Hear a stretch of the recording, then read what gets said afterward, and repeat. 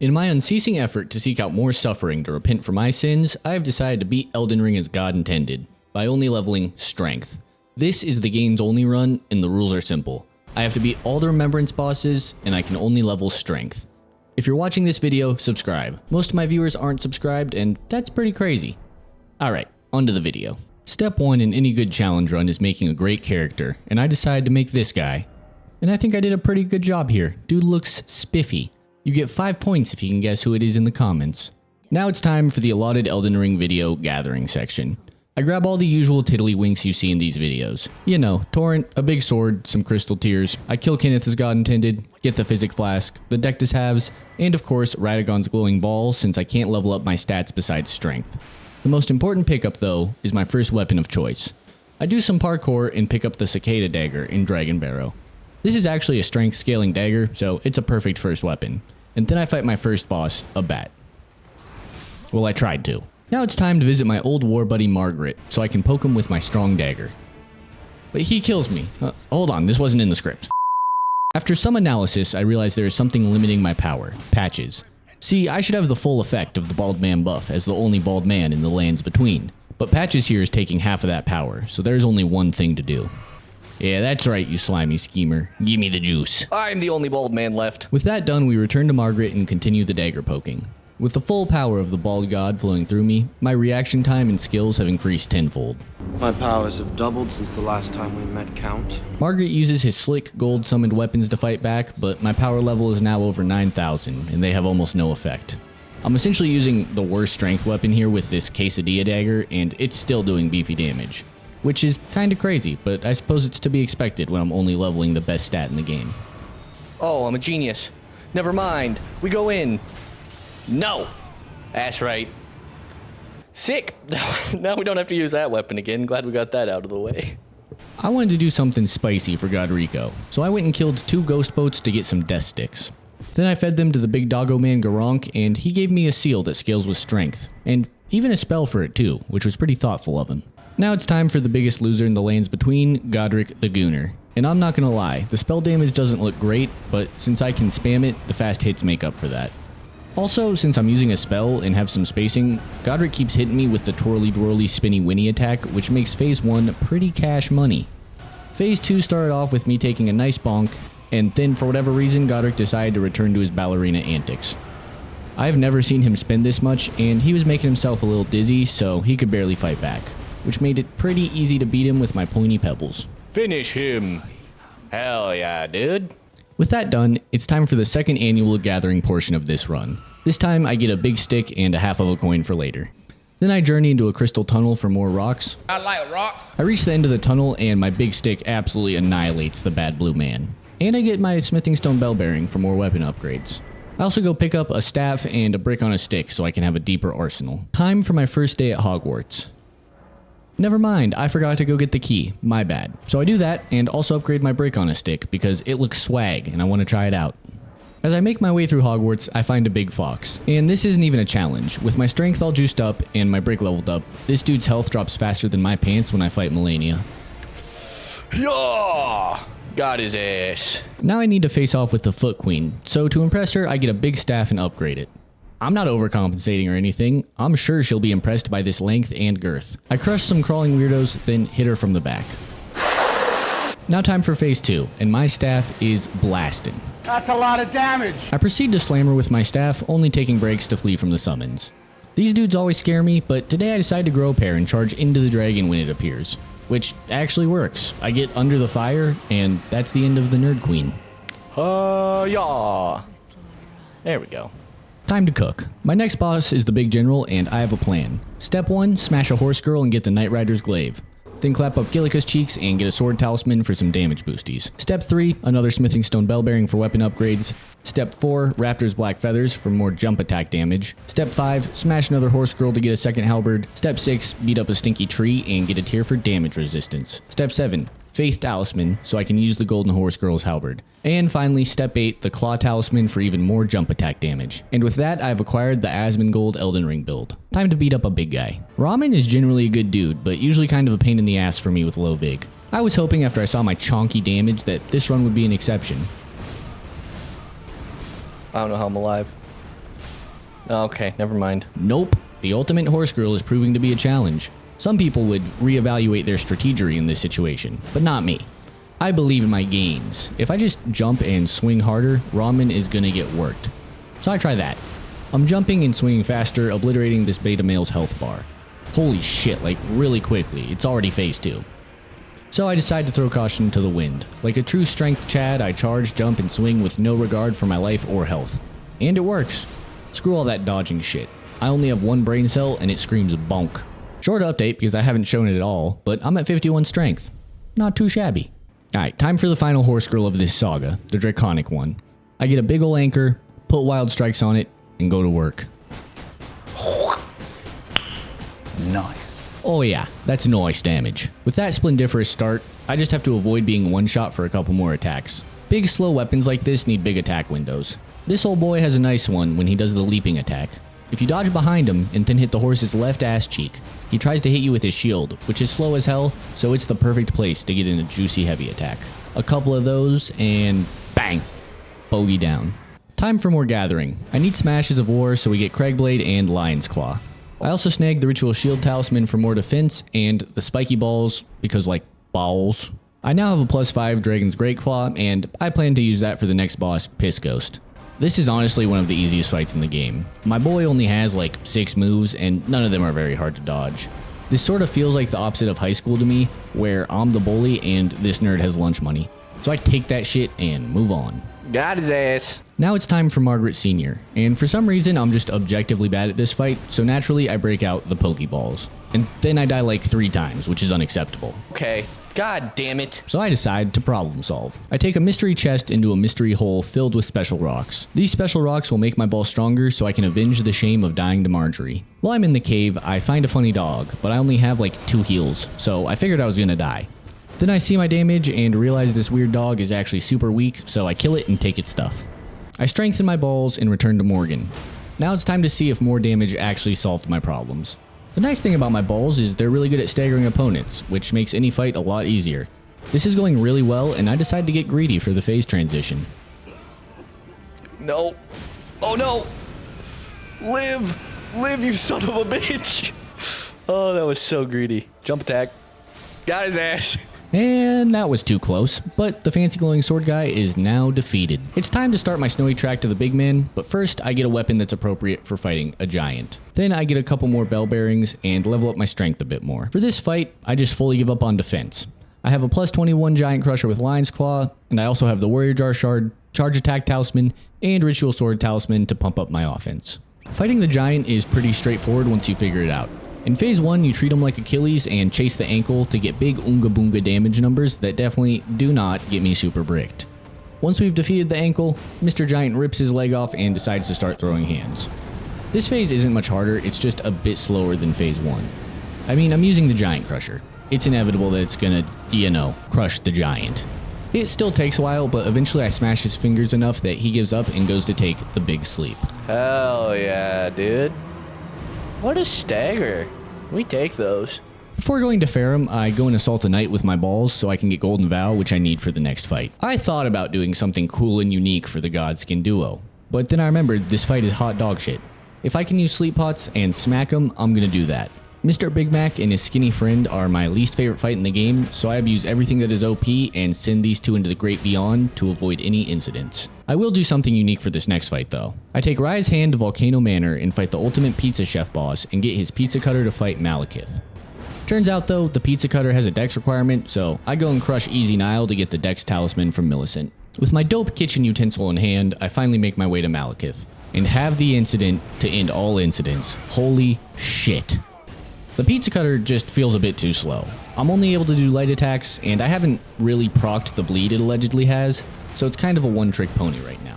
So I decide there's only one choice. It's time to use the strongest strength weapon in Elden Ring. I was hoping to save this for later, but I've been left with no choice. It's clubbing time, and I can immediately tell the little stick is way better than the pizza cutter. For starters, I can actually hit charged attacks, so I'm going to be able to do poise damage. And it's a lot faster, so my punish windows aren't as tight. It's pretty easy to get to phase 2 like this. Then at the start of phase 2, I get this stagger, and I mean, it's pretty much a Jover from here. I'm using the best weapon in the game, and he has almost no health left. There we go. The club, baby. Yes. In the spirit of keeping things fresh, I switch into Guts Greatsword to fight Gideon the All-Talking. I do a little buffing routine and plan on taking him out fast.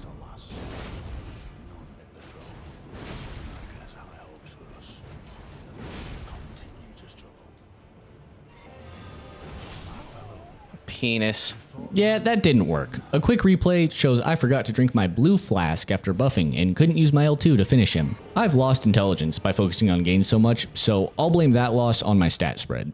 Luckily, when I go back, I realize my L2 pancakes Gideon into the ground, and all the talking in the world will not stop me from shattering his spine. Let's go. Eat my fucking giant sword, you absolute piece of trash, dude. Unfortunately, big damage isn't as possible for my next fight, so I make my way through Mount Gelmir into a hero's grave to get the ringed finger.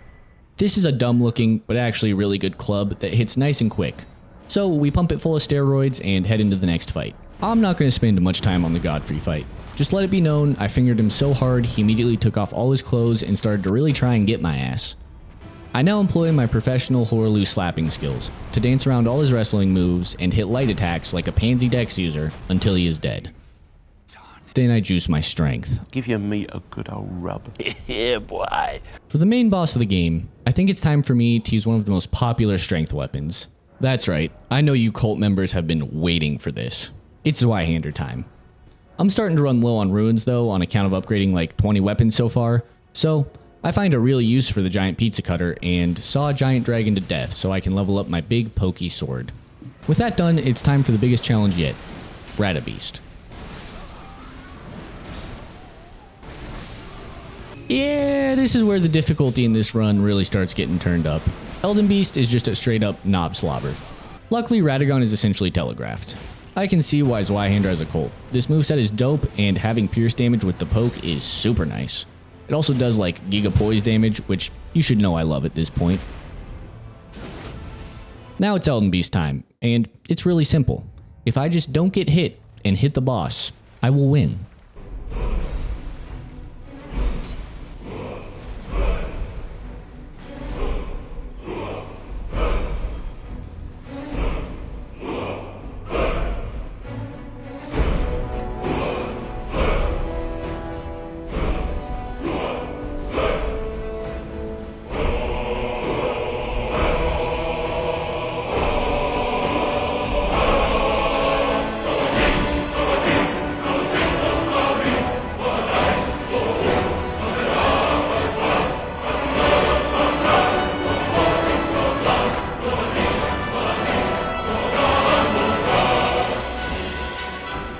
And it is done.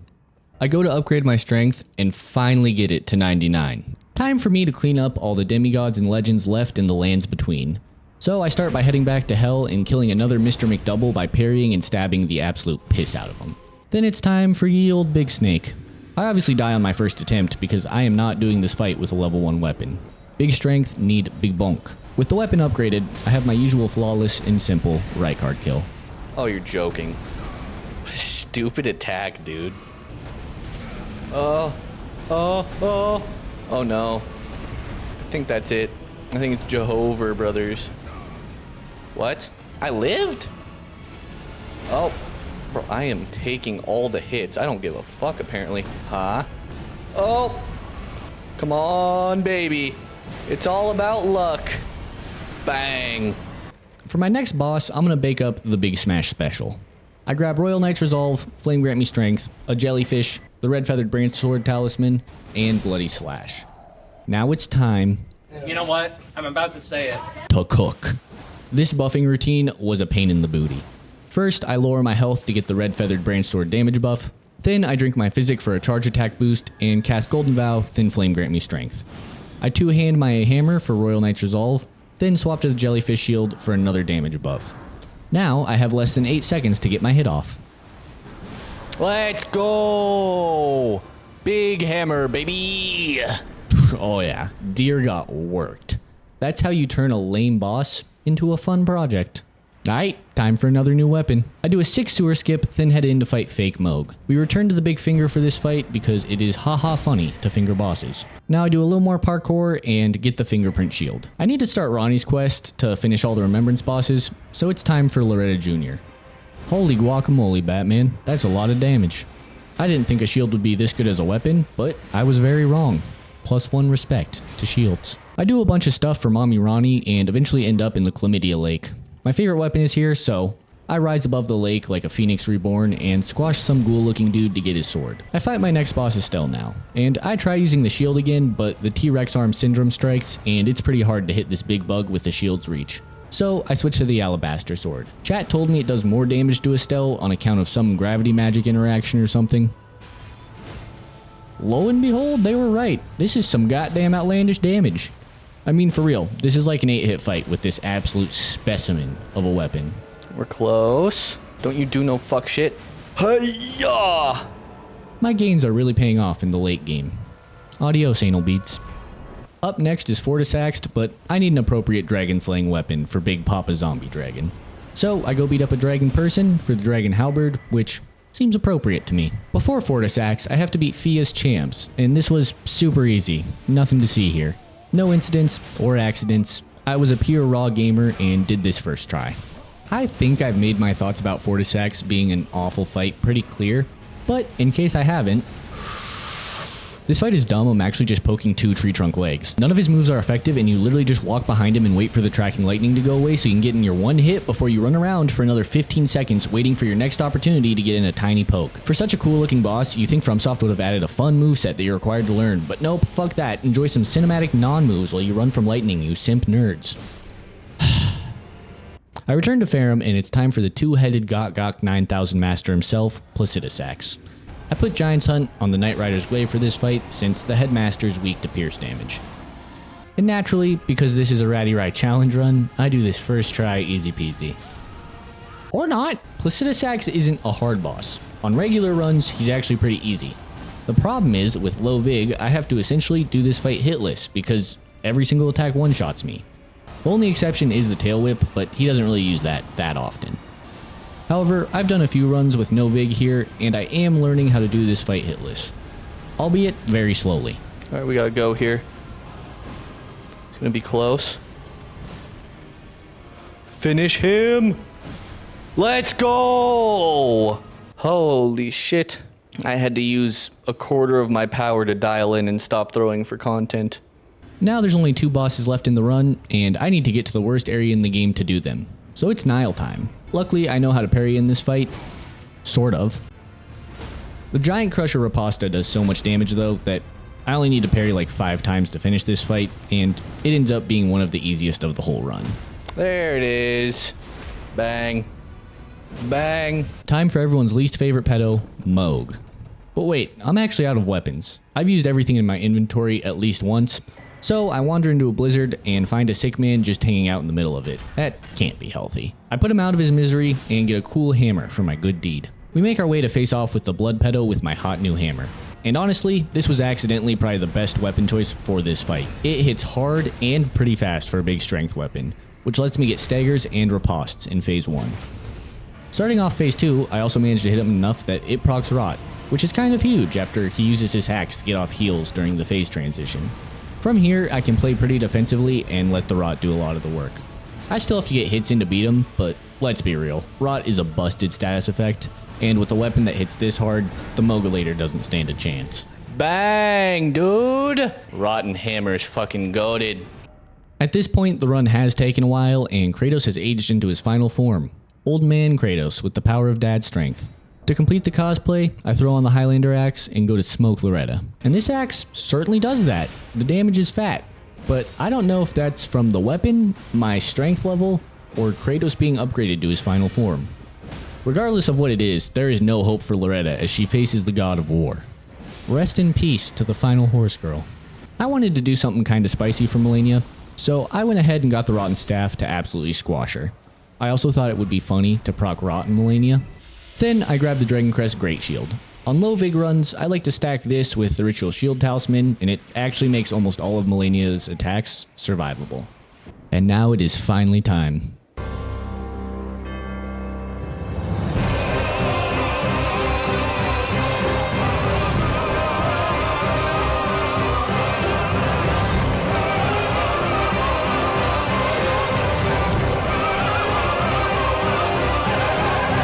Yeah, it turns out this big staff is hot stinky garbage for fighting Melania. It does good poise damage, but the entire moveset outside of the light attack is a bit too slow in this fight to be effective. Also, it wasn't rotting her. Melania can be rotted, which is funny, but this weapon didn't do it, so rip my dreams. There is one weapon that is probably the best for fighting Melania, but has no status effects and embraces the spirit of the strength run with pure bonkage. It's Serpent Hunter time. I've become a firm believer that this is the perfect Melania fighting weapon. It has a fast enough charged heavy for good poise damage, and also has insane reach with its poke. It's probably also the best weapon for interrupting Melania's quick slashes. This weapon is just perfection. Time to cook one last time. It's crazy what a good weapon does for phase 1. Yeah, just do that again. No, good point.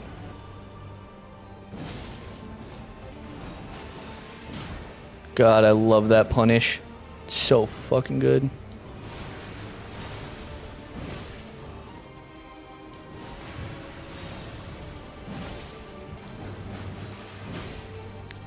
Free punish, baby. Let's go.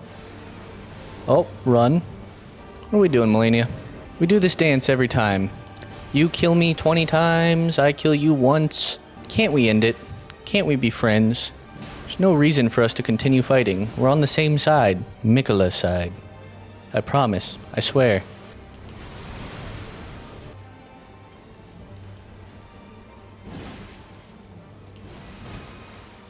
Come on. There it is! Whoo! Just a couple tries with ye old Serpent Hunter, baby. Best strength weapon in the game, confirmed. It beat Melania. Don't know what else to tell you. Let's go finish this fucking run, dude. And that's how I beat Elden Ring, leveling only strength. If you liked that run, check out some of my other challenge runs on screen now. Until next time, be good, be kind, adios. The most terrifying and menacing boss in the game. The true boss. Soldier of God. Rick.